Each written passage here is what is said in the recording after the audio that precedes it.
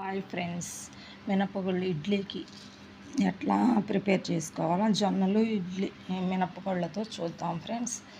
ఏం లేదు, ఇదిగోండి కొంచెం హెల్తీగా మినపగుళ్ళు తీసుకోవాలి. తర్వాత ఇదిగోండి తెల్ల జొన్నలు తీసుకోవాలి. తెల్ల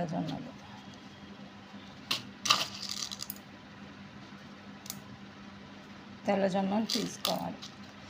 సంపాల్లో తీసుకొని ఇడ్లీకి రెండు మిక్సింగ్ చేసుకొని ఇట్లా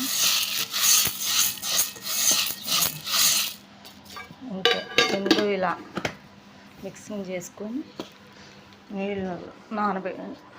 నీళ్ళు పంపుకోవాలి.